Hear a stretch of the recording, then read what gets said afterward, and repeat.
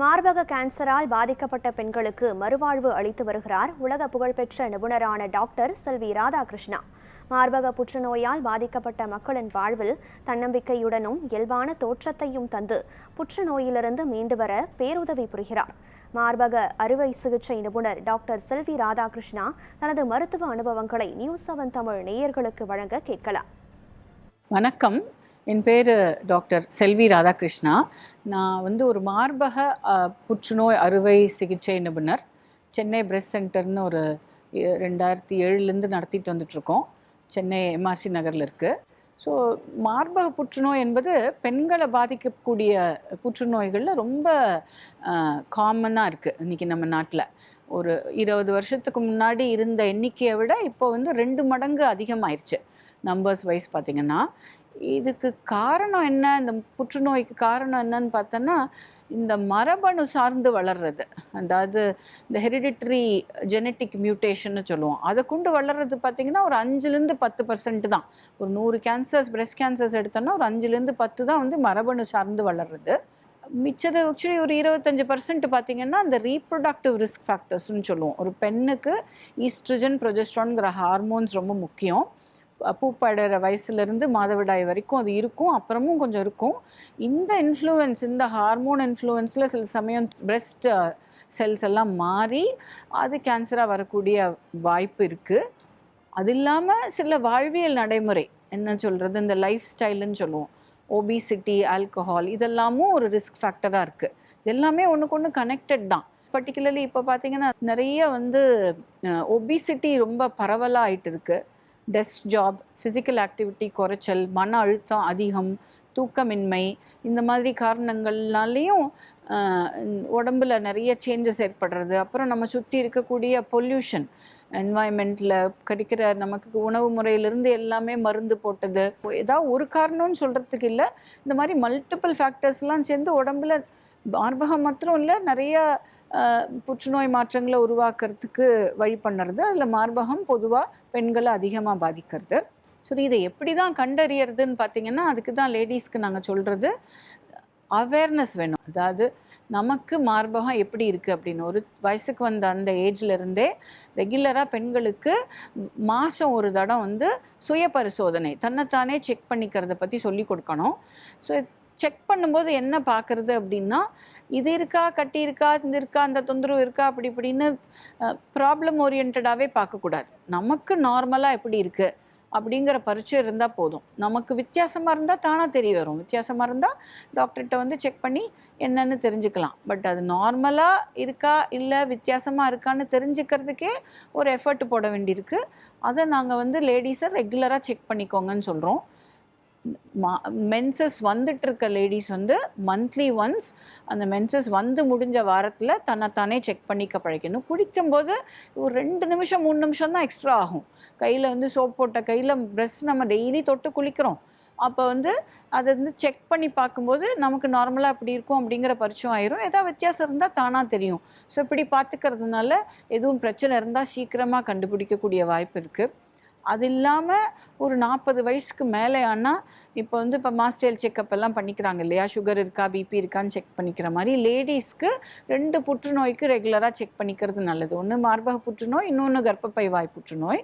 மார்பக புற்றுநோய்க்கு மாமோகிராம்னு ஒரு நல்ல எக்ஸ்ரே மாமோகிராம், இப்போ டெக்னாலஜி நல்லா டெவலப் ஆயிடுச்சு. இப்போ நம்ம ஆரம்பத்தில் அந்த சாதாரண கேமராவில் வச்சு எடுத்துக்கிட்டு இருந்தது, இப்போ ஃபோன்லேயே பெரிய பெரிய அட்வான்ஸ்ட் கேமராலாம் இருக்குது இல்லையா, அது மாதிரி மாமோகிராம் மெஷின்லேயும் நல்ல அட்வான்ஸ் டெக்னாலஜிலாம் வந்துருச்சு, 3D டோமோ எல்லாம். ஸோ நல்ல குவாலிட்டி மாமோகிராம் எடுத்துக்கணும். அதில் எடுக்கிற டெக்னாலஜிஸ்டோட ரோலும் ரொம்ப இம்பார்ட்டண்ட்டு. ஸோ இது கரெக்டாக எடுத்து பண்ணும்போது ஏதாவது மாற்றம் சின்னதாக இருந்தாலே சீக்கிரமாக கண்டுபிடிச்சிடலாம். அப்படி சீக்கிரமாக கண்டுபிடிச்சா அதுக்கான வைத்தியமும் சிம்பிளாக இருக்கும். இப்போ மார்பக புற்றுநோய்க்குனாலே எல்லாருக்கும் என்ன பயம், சர்ஜரி பண்ணி மார்பகத்தை எடுத்துருவாங்களோ, அந்த மார்பகத்தை முழுக்க எடுத்துட்டா அதுக்கு பேர் மாஸ்டெக்டமின்னு ஒரு ஆப்ரேஷன் சொல்லுவோம். அது மாதிரி எடுத்துட்டா அவங்களுக்கு அது ஒரு மனத்தாங்கலாக இருக்கும், அது ஒரு பார்க்குறதுக்கும் நல்லா இருக்காது, அது ஒரு உறுப்பை இழந்துட்டமேன்னு ஒரு வருத்தம் இருக்கும். ஸோ அது மாதிரி இல்லாமல் சின்னதாக கண்டுபிடிச்சோம் அப்படின்னா மார்பகத்தை காப்பாற்றி அது சின்னதாக அந்த என்ன அஃபெக்டட் போர்ஷன் மாத்திரம் எடுத்து பண்ணக்கூடிய வாய்ப்பு சிறப்பாக இருக்கும். ஸோ அதனால் சீக்கிரமாக கண்டுபிடிக்கிறது நல்லது. அப்புறம் அதுக்கப்புறம் இந்த வியாதி திருப்பி வரக்கூடாது அப்படின்னு சொல்லி சில பேருக்கு சம் அடிஷ்னல் ட்ரீட்மெண்ட்ஸ் எல்லாம் சொல்லுவோம். சில பேருக்கு இந்த ஹார்மோன் தெரப்பி டேப்லெட்ஸ் கொடுக்க வேண்டியிருக்கலாம், சில பேருக்கு targeted therapy, immunotherapy, chemotherapy, radio தெரப்பின்னு எல்லாருக்கும் ஒரே மாதிரி ட்ரீட்மெண்ட் கிடையாது. அது வந்து அவங்களுக்கு வியாதியினுடைய தன்மை, அவங்க உடலில் அவங்க ஜென்ரல் ஹெல்த்து இதெல்லாம் பார்த்துட்டு தேவைப்படுறவங்களுக்கு தேவைப்படுற ட்ரீட்மெண்ட்ஸை கரெக்டாக சூஸ் பண்ணி நம்ம செய்யும்போது நல்ல ரிசல்ட்ஸ் கிடைக்கிறது. இதில் முக்கியமாக என்ன தெரியணும் அப்படின்னா, பயப்படக்கூடாது. இந்த லேடிஸ் வந்து தன்னோட ஹெல்த்தை வந்து ப்ரையாரிட்டைஸ் பண்ணிக்கிறதே இல்லை. அதுவும் இந்த 40s to 50s தான் இந்த கேன்சரோட தாக்கத்தை அதிகமாக பார்க்குறோம். எந்த சிம்டமும் இக்னோர் பண்ணாமல் ப்ரோஆக்டிவாக நம்மளே நம்ம ஹெல்த் எப்படி இருக்குன்னு தெரிஞ்சுக்கிறதுக்கு 2 வருஷத்துக்கு ஒரு முறை, அதாவது 40 வயசுக்கு அப்புறம் 2 வருஷத்துக்கு ஒரு முறை மாமோகிராம் டெஸ்ட்டு, மாதம் ஒரு முறை சுய பரிசோதனை, இதெல்லாம் வந்து ரெகுலராக பண்ணிக்க சொல்கிறோம். ஸோ அது இல்லாமல் ஃபோக்கஸ் பண்ண வேண்டியது ப்ரிவென்ஷன். அதாவது இதெல்லாம் வந்து கண்டுபிடிச்சி ட்ரீட் பண்ணுறது. வராமல் தடுக்கணும் அப்படின்னா நமக்கு ஒரு ஹெல்த்தி லைஃப் ஸ்டைல் முக்கியம். அதில் நம்ம 6 பில்லர்ஸ் சொல்லுவோம். எந்தெந்த இடத்துல கவனிக்க வேண்டியது என்னென்னா, முதல்ல நியூட்ரிஷன், நம்ம சாப்பிடக்கூடிய உணவு அது வந்து ஒரு கட்டுப்பாடாக இருக்கணும், ஹெல்த்தியாக சாப்பிடணும். 2வது ஃபிசிக்கல் ஆக்டிவிட்டி. இப்போல்லாம் எல்லாருக்கும் வந்து அதுவும் particularly corporate jobs, IT jobs எல்லாம் பார்த்தோன்னா உட்காந்துக்கிட்டே இருக்கிற மாதிரி, டெஸ்க் முன்னாடி இருக்கிற மாதிரியே இருக்குது. ஸோ அதில் வந்து ரொம்ப ஃபோக்கஸ் பண்ணணும். Physical activity is very important. Exercise ரெகுலராக பண்ணணும். 3வது தூக்கம். யங்ஸ்டர்ஸ் எல்லாம் வந்து இந்த தூக்கத்தை பொருட்படுத்துறதே இல்லை. நிறைய அதுவும் இப்போ வந்து ஜாப் ஹவர்ஸ் எக்ஸ்டெண்ட் ஆகுது, நிறைய ட்ராவல் பண்ண வேண்டியிருக்கு, நைட் ஷிஃப்ட்ஸ் எல்லாம் பண்ண வேண்டியிருக்குங்கப்போ இந்த உடம்பு டயர்னல் ரிதம்ஸ், ஹார்மோன்ஸ் எல்லாம் ரொம்ப மாறுது. ஸோ அதுக்கும் கொஞ்சம் ப்ரையாரிட்டி கொடுக்கணும், காம்பன்சேட் பண்ணணும். அப்புறம் மன அழுத்தம், இதுவும் ஒரு மேஜர் காரணமாக இருக்குது. இது வந்து இதையும் நம்ம அட்ரெஸ் பண்ணணும். அதுவும் சின்ன வயசுலேருந்தே இதெல்லாம் கொஞ்சம் ப்ராக்டிக்கலாக அப்ரோச் பண்ணணும், மைண்ட்ஃபுல்லாக இருக்கணும். அப்புறம் சோஷியல் கனெக்ஷன்ஸ்ன்னு சொல்லுவோம். அதாவது இது ஒரு ஃபேமிலி, நெட்வொர்க், ஃப்ரெண்ட்ஸ், இதெல்லாம் ஒரு ஹெல்த்தி ரிலேஷன்ஷிப் இருக்கணும்.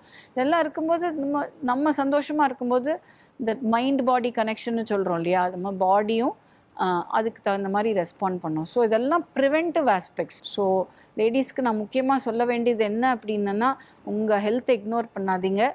நீங்கள் ஹெல்த்தியாக இருந்தால் தான் குடும்பம் நல்லாயிருக்கும். அது மாத்திரம் இல்லாமல் நீங்கள் ஹெல்த்தி ஹேபிட்ஸ் ஃபாலோ பண்ணால் தான் உங்களை பார்த்து உங்கள் குடும்ப மற்ற குழந்தைங்கள்லாம் ஃபாலோ பண்ணி அவங்க லைஃப் ஸ்டைலும் ஹெல்த்தியாக இருக்கும்.